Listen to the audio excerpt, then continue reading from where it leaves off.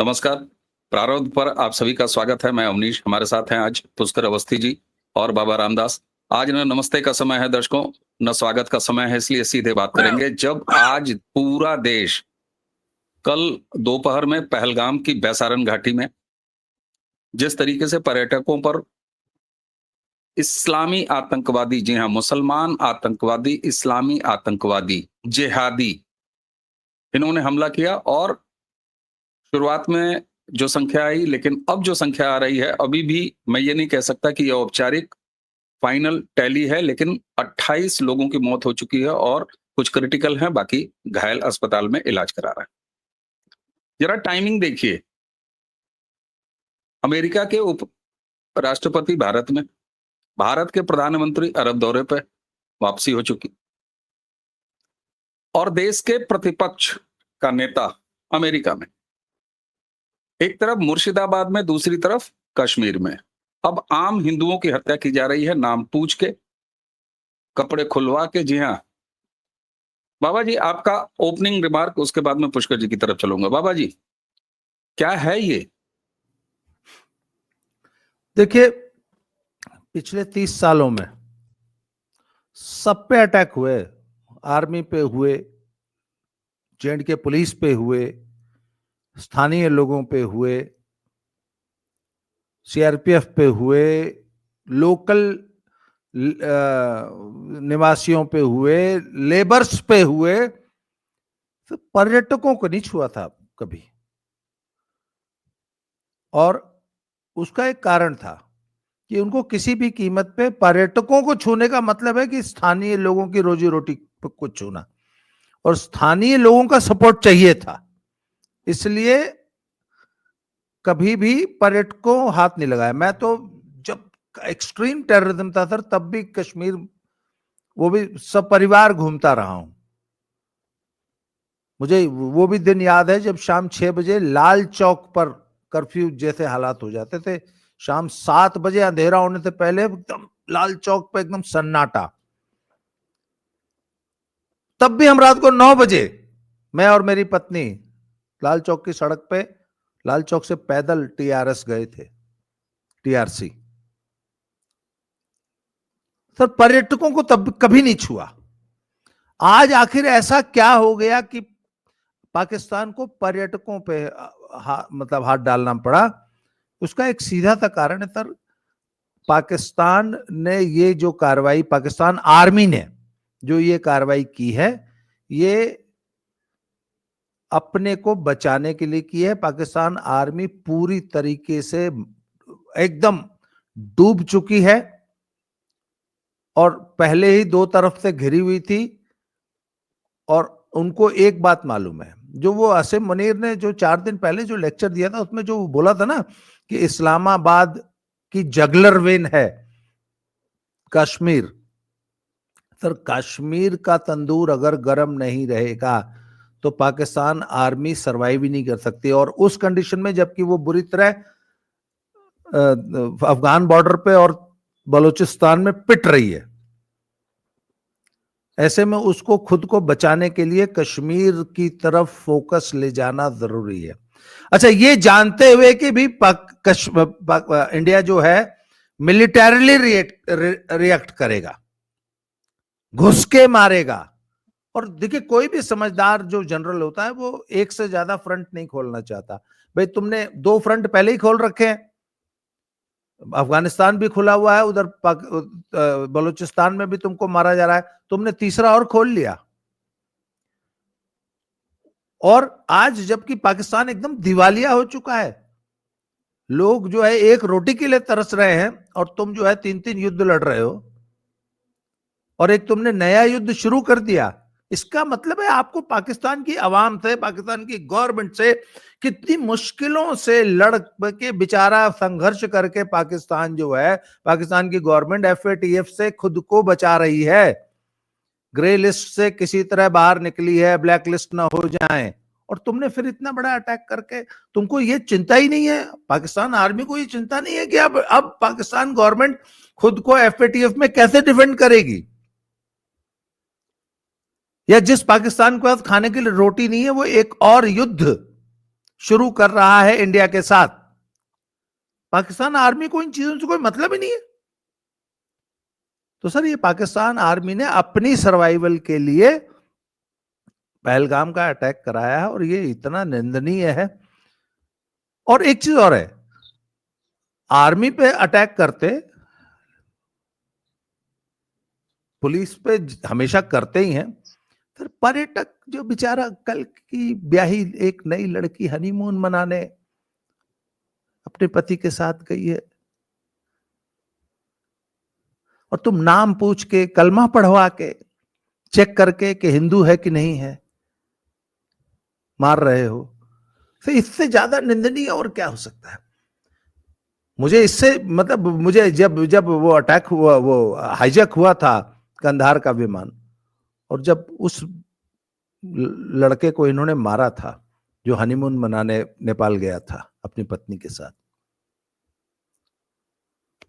रूपन का त्याल, सर वो ये सबसे कमजोर जगह हमला किया गया है पर्यटकों पे, जो बेचारे, अच्छा पर्यटक रोजी रोटी है सर, आज कश्मीर की रोजी रोटी है पर्यटकों से। आज मैं पढ़ रहा था कि धड़ाधड़ अगले 2 महीने की सारी बुकिंग्स कैंसिल हो गई हैं कश्मीर में, जबकि कश्मीर में यह हालत था कि सर मनाली में सन्नाटा था सिर्फ इसलिए क्योंकि कश्मीर खुला हुआ है। लोगों ने हिमाचल आना बंद कर दिया क्योंकि सारा हिंदुस्तान तो कश्मीर जा रहा था। तो कश्मीरी जो लोकल पॉपुलेशन है उसके लिए कितने संकट की बात है, कितनी गलत बात है। और सर इसकी तो मतलब पाकिस्तान आर्मी को, पाकिस्तान को कड़ा सबक सिखाना चाहिए। नाउ इज द टाइम कि पूरी मिलिट्री कार्रवाई होनी चाहिए। जी बिल्कुल। क्या ही कहा जाए इसको, जहां पर साफ तौर पर अब तो ये साफ है कि ये आतंकवादी हमला, पहले तो ये मुलस्मा नहीं, ये सीधे सीधे इस्लामिक आतंकवादी, मुसलमान आतंकियों ने, जिहादियों ने हिंदू पहचान करके, कलमा पढ़वा के, अलग छांट के ये सीधे सीधे मारा है। पुष्करदा, मैं आपके पास आऊंगा। मुर्शिदाबाद और फिर इसके बाद यहां टूरिस्टों पर हमला हो गया, ठीक है, टूरिस्ट है, हिंदू टूरिस्टों पर हमला हुआ, चाहे मुर्शिदाबाद हो और चाहे ये पहलगाम। क्या ये हिंदुओं के खिलाफ मजहबियों के युद्ध की औपचारिक शुरुआत है, मुर्शिदाबाद से पहलगाम? कैसे देखेंगे आप इसको? देखिए, मेरा मानना है कि इसमें कोई दो राय हो ही नहीं सकती है कि ये भारत पहले से ही एक गृह युद्ध की स्थिति में पहुंचा हुआ है और तमाम कोशिश करने के बाद बार बार, चाहे भारत का विपक्ष कोशिश कर रहा था या भारत का जो मुसलमानी नेतृत्व है वो कोशिश कर रहा था कि उनकी जमात सड़क पे आए, कन्फ्रंट करे, क्योंकि जो है उनको लग रहा था कि अब जो है बहुत हो गया, यदि अब हम खड़े नहीं हुए सड़क पे, हमने जो हमारा प्लस पॉइंट है भीड़ तंत्र का, वो हमने पावर नहीं दिखाई, तो भारत की सरकार इसी तरीके से जो अब तक 7 दशकों से लूट खसोट मचा रखी थी मुसलमानों के राजनीतिक या सामाजिक नेतृत्व में, वो समाप्त हो जाएगी। लेकिन तमाम कोशिश होने के बाद भी है कि पश्चिम बंगाल वक्फ में जब बिल संशोधन आया और बड़ी बड़ी बातें हुई, विपक्ष ने भी कहा ये कर लेंगे, वो कर लेंगे, सड़क पे आएंगे, उसको तमाम करने के बाद भी केवल छुटपुट घटनाएं हुई। लेकिन पश्चिम बंगाल में, क्योंकि वहां के जो राजनीतिक नेतृत्व जो सत्ता में है, उसकी पूरे प्रश्रय में वहां पर नंगनाच हुआ, मुर्शिदाबाद ऐसी घटना और 24 परगना ऐसी घटनाएं हुई। ये एक सिंपल एक पॉकेट में हुआ और इसी से झुंझला के आज से 6 दिन पहले, जिसका जिक्र बाबा रामदास जी ने किया, पाकिस्तान के जनरल आसिम मुनीर ने, अब तो बहुत फेमस हो गई है, उन्होंने एक तकरीर की थी और उनके सामने बैठा हुआ था पाकिस्तान का वो वर्ग बैठा था जो कि ये विदेश में रहता है, और उसके साथ मैं जब बात की थी तो उसमें 3 बातें बड़ी महत्वपूर्ण की थी उसने। पहली बात तो ये थी कि बहुत दिनों बाद और पहली बार किसी पाकिस्तानी जनरल ने सार्वजनिक तौर पे टू नेशन थ्योरी की बात की और बहुत कैटेगोरिकली उसमें जो है हिंदू और मुसलमान क्या में डिफरेंस समझाया और मुसलमान क्यों नहीं हिंदू के साथ रह सकता है और क्यों मुसलमान हिंदू से सुपीरियर है, ये स्पष्ट रूप से उसने वहां बात की। ये बात उसने जब कही थी तो वो जो सामने बैठे जो विदेश में रह रहे पाकिस्तानी थे उनसे ज्यादा भारत के मुसलमानों को वो भाषण सुना रहा था कि अब तो खड़े हो जाओ, अब तो कर लो। फिर उसके बाद उसमें जो है कि Kashmir is my juggler, Pakistan juggler when, वहां से भी उसका फ्रस्ट्रेशन था। फ्रस्ट्रेशन ये था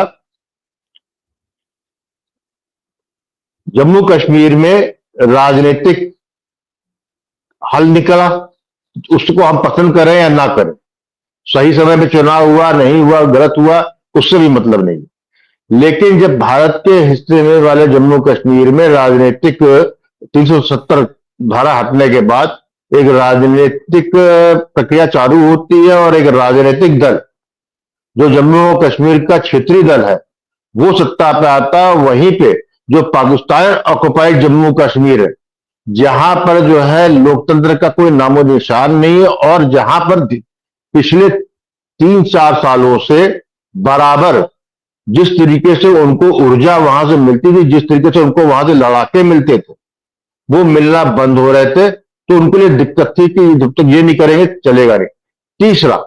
तीसरा उसने एक चीज और कही, उसने जो है अब आर्मी की सुपीरियरिटी और एसेंशियलिटी की बात की। इसका अर्थ यह है कि पाकिस्तान में पाकिस्तानी सेना का राजनीति में या उनकी सत्ता में बराबर बने रहने का सिर्फ एक ही उद्देश्य, एक ही कारण था, वो था जम्मू कश्मीर। वही एक चीज बार बार कह के और डरा के और उसकी एक कहना चाहिए कि एक जो साइकोलॉजिकल तबियत कर दी जाती है वो वहां कर दी गई है। वो उसको दोबारा उसको रिट, आर्मी की रिट पाकिस्तान में उसको चाहिए थी, क्योंकि अपने वेस्टर्न बॉर्डर में बलूचिस्तान से पीटना था, वहां जफर ट्रेन पे अटैक हुआ, उसमें कम से कम 100 से लेकर 200 लोग मारे गए, लेकिन उसके बारे में आज तक पाकिस्तान की सेना अपने संख्या बताने में गुरेज करती है। आपका फाटा इलाके में केपी के वहां पर टीटीपी का जो है एक बॉर्डर लाइन में पूरा ऑलरेडी कब्जा किया हुआ है, उसको वहां पर जो है बराबर डेली 3 से लेकर 4 पाकिस्तानी सैनिक मारे जाते हैं। ऐसे में जनरल आसिफ मुनीर जो कि हाफिज है, हाफिज कुरान है, वो जो है पहला जनरल आया हुआ है पाकिस्तान में जो ना वो पाकिस्तान अमेरिका के पेरोल पे है ना वो चाइना के पेरोल पे है। इससे पहले जितने भी जनरल वहां पे बने हैं वो ना किसी लॉबी को साथ जुड़े रहते थे। आसिफ मुनीर एक एनोमली था। पाकिस्तान के इतिहास में एक ऐसा मोड़ आया था जहां पर उसको चुना गया, एक सेवानिवृत्त होने वाले व्यक्ति जो हो गया था उसको बनाया जाए। वो आदमी कट्टर है और वो पाकिस्तान के ISI का चीफ भी रह चुका है। जब पुलवामा अटैक हुआ था उस वक्त जो है आसिफ मुनीर ISI के चीफ थे पाकिस्तान में। तो ये उसका माइंडसेट है और इस वक्त जो है पाकिस्तान में पहली बार 1947-48 के बाद पहली बार पाकिस्तानी सेना का जो जलाल था, जो रुतबा था, वो पाकिस्तान में टूट चुका है। तो ऐसी स्थिति में उसके लिए जरूरी था ये करना। तो आसिफ मुनीर ने जो किया बहुत डेलिब्रेट कराया और एक ही बता दूं आपको, उसने टाइमिंग बहुत सही चुनी। भारत में जो है अमेरिका का वाइस प्रेसिडेंट आया हुआ है और भारत के प्रधानमंत्री सऊदी अरेबिया, उसने एक तरीके से अमेरिका और अरब लॉबी सऊदी अरेबिया को दोनों को उसने ये एक संदेश दिया है कि जम्मू कश्मीर पे डायलॉग इम्पॉसिबल है। मतलब कोई भी हमारा आपका समझौता किसी तरह का होगा वो Jammu Kashmir is non negotiable. अब मैं आता हूं कि ये एक जहां पर पाकिस्तान आर्मी के लिए एक्सटेंशन उनके एग्जिस्टेंस का मसला है, वहीं पे मेरा मानना है कि इतिहास में ये मोस्ट डिफाइनिंग मूवमेंट है, क्योंकि जिस चीज को अवॉइड करते करते, अवॉइड भी शब्द गलत होगा, जिस चीज के लिए अंतर्राष्ट्रीय सहमति नहीं बहुत समय से बन रही थी, मैं समझता हूं कि वो सहमति आ गई है। पाकिस्तान 2021 से दिवालिया कगार पे है, लेकिन उसको जो है ना अमेरिका ने और ना ही मिडिल ईस्ट के यूएई और सऊदी अरेबिया, कतर ने उसको कंगाल नहीं होने दिया, उसको जिंदा रखे रहे। उसका कारण सिर्फ एक ही था कि वो जो है पाकिस्तान, जो वैश्विक जगत में जो चीजें चल रही थी उसमें जो है अपने को पाकिस्तान के मामले में उलझाना नहीं चाहते थे। लेकिन आज मैं समझ में आ रहा है कि जिस तरीके से ट्रंप ने की जो भाषा आई है और जिस तरीके से एमबीएस ने वहां पर बात हुई और आए हैं, मैं समझता हूं कि पाकिस्तान की ज्योग्राफी चेंज होने का डिफाइनिंग मूवमेंट है। इसलिए कोई आदमी ये सोच रहा है कि पुलवामा टाइप का, बालाकोट टाइप का कुछ होगा, मैं उसको नहीं देख रहा हूं। इट इज गोइंग टू, क्योंकि वो भी अमेरिका भी, पाकिस्तान भी जो है कल रात से जो है अपने सारे हवाई अड्डे, सारी सीमाओं पे बिल्कुल जो है अलर्ट पे है। तो मैं समझता हूँ मिलिट्री सोल्यूशन ऐसा नहीं होगा जहां पर अंदर जाके कुछ मारा जाएगा या मिसाइलें मारी जाएंगी। What I think with the coming month, अभी तो तुरंत तो कुछ नहीं होने वाला, कमिंग विद मतलब जो भी घटना होगी वो जो है एक्सटेंशनल जो है redrawing of the map of Pakistan होगा, जिसमें आप नजर गड़ाइए पीओजे के, क्योंकि मैं समझता हूं कि अब जो भी होगा वो जो है अंतर्राष्ट्रीय बॉर्डर लग जाए, एलओसी का मायने खत्म हो चुका है। इंटरनेशनल जो है आपके उनकी सीमाएं वहां तक का मामला रहेगा। और मैं इसको जो है एक ताकि देखो बड़ा कोल्ड ब्लडली बात को बिना किसी संवेदनशीलता को अपने अंदर रखे हुए बात करूं तो ये इतिहास में ये सब घटनाएं होती ही इसीलिए कि कुछ बड़ा होना होता है, क्योंकि बिना किसी बड़े एक्सक्यूज के आप कर नहीं सकते, आपको जो है अंतर्राष्ट्रीय उसकी जो है सहमति नहीं मिलती। आज स्थिति ये है कि हर आदमी, हर देश अपने आर्थिक और सामरिक दोनों में कहीं ना कहीं उलझा हुआ बुरी तरीके से। वहां पर पाकिस्तान डजंट मैटर, जिस तरीके से नॉन निगोशिएबल, क्योंकि आसिम मुनीर ने चैलेंज किया है अमेरिका को भी और सऊदी अरेबिया को, ठीक है, ये जो घटना हुई है, क्योंकि हमेशा टाइमिंग देखी जाती, तो ये जो है इसको डिप्लोमेटिक टर्म्स में it is a insult to the America and insult to the MBS Saudi Arabia. मैं समझता हूं यही दो है जो आपने उसको बचाए हुए थे। नाउ मैं डेक इज क्लियर, जो होगा बहुत वेल प्रिपेयर्ड होगा और उसमें वेरी कोरिलेटेड होगा, कोऑर्डिनेशन के साथ होगा। उसमें अफगानिस्तान भी शामिल होगा, उसमें बलूचिस्तान के जो स्वतंत्रता के लिए लड़ रहे हैं वो भी शामिल होंगे और एक इंटरनल है, जो होगा बड़ा होगा, छोटा नहीं होना है। जी जी, ये आपने सॉल्यूशन पे बात किया, आपने जो इसका पाकिस्तान का रोल है, और पाकिस्तान का रोल क्यों है, क्योंकि साफ तौर पर जो सूचनाएं अभी तक आ रही है, मैं ये नहीं कह रहा हूं कि अंतिम समाचार है, लेकिन फाइंडिंग ये है कि 4 थे नंबर्स में, उनमें 2 पाकिस्तानी, 2 कश्मीरी। बातें वो जो प्रत्यक्षदर्शी बता रहे हैं वो पंजाबी में कर रहे थे, और कम से कम जम्मू कश्मीर के अगर कहें या कोई और ग्रुप कहें, अब तो सीधे सीधे जिम्मेदारी भी ले ली है। बाबा जी, मैं आपकी तरफ आऊंगा। मैंने पुष्कर दा ने इसके सॉल्यूशन की बात और पाकिस्तान का रोल, आसिफ मुनीर, और वाकई वो समझ में आता है, उसने हिंदू मुसलमान कहा आसिफ मुनीर ने, और यहाँ पर सीधे सीधे मुझे लगता है कि अमरनाथ वाली घटना के बाद जो है, अमरनाथ यात्रियों वाली घटना के बाद से ये पहली बार है जहां सीधे दिखाई दे रहा है कि हिंदुओं को टारगेट किया। हालांकि पहले क्या कश्मीरी हिंदुओं के साथ क्या किया इन्होंने, पंडितों के साथ क्या किया, वो साफ तौर पर दिखाई दे रहा है। पुष्कर जी से मैंने एक चीज पूछी थी, जब मैंने कहा था कि मुर्शिदाबाद से यहां तक, उन्होंने हालांकि सोल्यूशन पे बात की, मैं फिर दोबारा उन पर आऊंगा इस टेक के लिए। मैंने पूछा था उनसे, यही चीज मैं आपसे पूछ रहा हूँ, मुर्शिदाबाद से ये पहलगाम तक ठीक है, टूरिस्टों को मारा, जम्मू कश्मीर में क्या होगा, गृह मंत्री पहुंच गए हैं, डोभाल जी पहुंच गए हैं, पीएम ये कर देंगे, पुष्कर दा ने बताया कि ठीक है साहब लॉन्ग टर्म सोल्यूशन होगा, सारी चीजें अलग। मेरा वो सवाल रह गया, मुर्शिदाबाद से लेके और यहाँ पहलगाम तक, ये जो 2.5 मोर्चे में से आधा मोर्चा है, ये क्या हिंदुओं के नरसंहार की औपचारिक शुरुआत है? समाज ठीक है, सरकारें क्या करेंगी क्या नहीं करेंगी, लेकिन एक समाज के रूप में कैसे देखा जाए इसको? क्योंकि वक्त के नाम पर भी हिंदुओं को काटा, यहाँ टूरिस्टों में से हिंदुओं को छांट छांट के काट रहे हो, जब तब यहां वहां गर्दनें उतारते रहे हो, अब क्या ये औपचारिक शुरुआत है? देखिए सच ये है कि इस्लाम अपने अस्तित्व की लड़ाई लड़ रहा है और इस्लाम अंदर से टूट रहा है।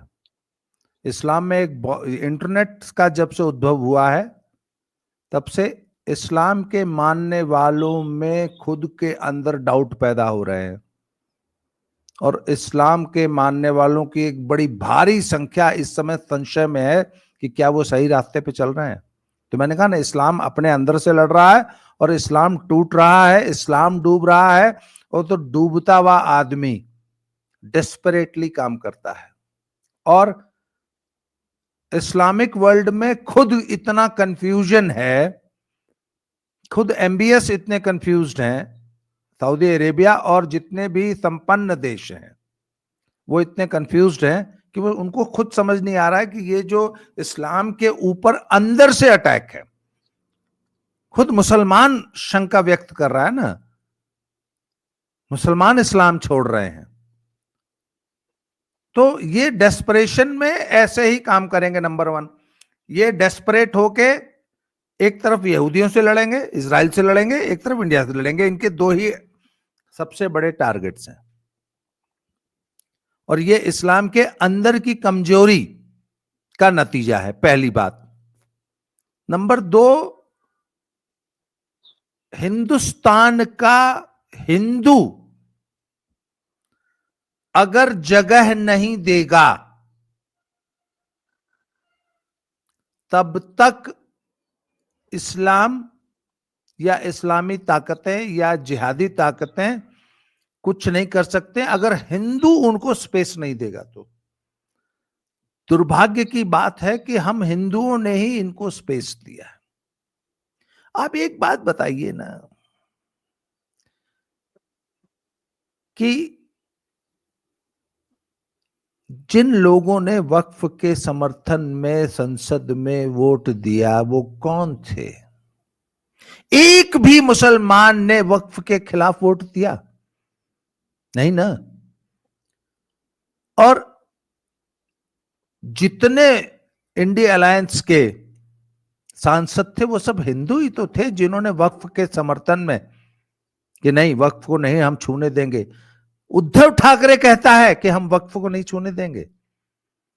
पंजाब के 13 सांसद हैं, उस पंजाब के जिसके गुरुओं की गर्दनें उतार ली गई, जिनको जिंदा कड़ाहों में जलाया गया, उबाला गया, जिनके दुधमुहे बच्चों को आरों से चीरा गया, जिनके 6 और 9 साल के बच्चों को जिंदा दीवार में चिनवा दिया गया। उस पंजाब के 13 सांसदों ने मुसलमानों के पक्ष में वक्फ बोर्ड के वक्फ संशोधन के खिलाफ वोट दिया है।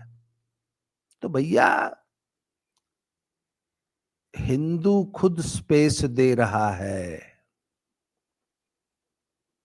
क्या करेंगे आप? एक आदमी ललकार के कहता है कि मुसलमानों में विभाजन होने नहीं देंगे और हिंदुओं में विभाजन पीडीए करेगा। क्या कर लेंगे आप? मैं एक सवाल मैंने कल भी पूछा था, आज फिर पूछ रहा हूं, जाति पूछ के मारा या धर्म पूछ के मारा? तो मैं तो अखिलेश यादव को और राहुल गांधी को चैलेंज कर रहा हूं यहां बैठ के, कराइए जनगणना। उन 28 लोगों की जातियां चाहिए मुझे, कौन किस जाति का था और कौन कौन सी भाषा बोलता था। सिर्फ एक चीज देखी गई थी, हिंदू है। न वहां सवर्ण देखा, न दलित देखा, न पिछड़ा देखा, न हिंदी भाषी देखा, न तमिल भाषी देखा, न कोई कन्नड़ छोड़ा। तो हिंदुओं को हम पूरे देश के हिंदुस्तानियों को यह बात समझनी होगी कि इस्लामिक आतंकवाद से लड़ना है तो यूनाइटेड ही लड़ना पड़ेगा। और वही बात है कि राहुल गांधी तो सुपारी लेके बैठे हैं, अखिलेश यादव जैसे लोग सुपारी लेके बैठे हैं हमको विभाजित करने की। वो सरेआम सवर्णों और दलितों की को गृह युद्ध में झोंकने के लिए आगरा में जाके बैठा हुआ है एक आदमी।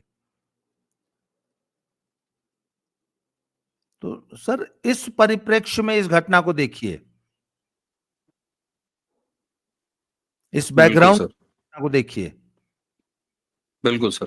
दुर्भाग्य है कि काटने के लिए भी हिंदू ही तलाशे जाते हैं और हिंदुओं को बांटने की राजनीति भी। आपने बिल्कुल सही कहा सर, ये आत्मावलोकन का समय है। देखिए, हम यहाँ बैठ के हमेशा क्या करेंगे, डोभाल जी वहाँ क्या कर रहे हैं, और पुष्कर दा ने इशारा किया। मुझे लगता है कि वो जो एक सॉल्यूशन है उसको भी देखना होगा, और ये तो साफ तौर पर है कि पाकिस्तान का इन्वॉल्वमेंट इसमें है, अब इसमें कोई दो राय नहीं है। लेकिन सवाल ये उठता है कि आखिर हिंदू ही क्यों? वक्फ का विरोध करना है, ममता बनर्जी कराएंगी और हिंदुओं को कटवाएंगी।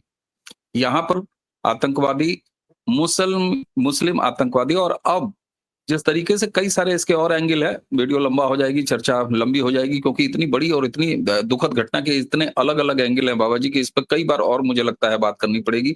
लेकिन सरकार क्या करेगी, सुरक्षा बल क्या करेंगे, हम इस पर अब बैठ के बात करें तो मुझे लगता है कि ये दावे हमें अभी इस पर क्या ही बात करें। लेकिन इससे जो निकल के बड़ी बात आती है कि कटा है हिंदू, क्या बटेगा हिंदू? ये सवाल आता है, और इसका हल लोकतांत्रिक ही है, ममता बनर्जी का भी इलाज और इधर का भी इलाज। अब ये जम्मू कश्मीर के लोग देखें, कैंडल मार्च निकल रहे हैं, ठीक है साहब, बहुत निकले कैंडल मार्च हमने देखे हैं, लेकिन लोकल मददगार अगर निकल के आते हैं तो वो कौन लोग भी हैं? उसके बाद सब कुछ ठीक है, लेकिन फिर भी भाजपा से बैर है, केंद्र सरकार से बैर है, दिल्ली की सरकार से बैर है, ये भी देखना होगा। जम्मू कश्मीर की तस्वीर बहुत सारी अलग-अलग अपने रंग रखती है, ये भी देखना है। लेकिन ये जो पाप हुआ है, ये जो जघन्य अपराध किया है और हिंदुओं का कत्लेआम किया मुर्शिदाबाद से लेके पहलगाम तक, इस पर हम हिंदुओं को सोचना होगा। सरकारें और एजेंसी जो सोचना होगा वो तो सोचेंगी, हम सबको समाचारों में जानने को मिल जाएगा। बाबा जी आपने हमें समय दिया, पुष्कर जी आपने हमें समय दिया, और चलते-चलते हम उन सभी 28 अब तक काल कवलित हो चुके हमारे हिंदू भाइयों को, उनकी आत्मा की शांति के लिए प्रार्थना करते हैं। जितने भी क्रिटिकल इंजर्ड हैं वो स्वास्थ्य लाभ करें, और जितने घायल हैं वो दुरुस्त हों। हमारी सेनाएं, हमारी एजेंसियां, इन पर हमें भरोसा है। ये समाचार हम यहाँ बात करने के लिए नहीं आए। आप दोनों का बहुत बहुत धन्यवाद। दर्शकों, इसी के साथ हमें आज्ञा दीजिए। नमस्कार।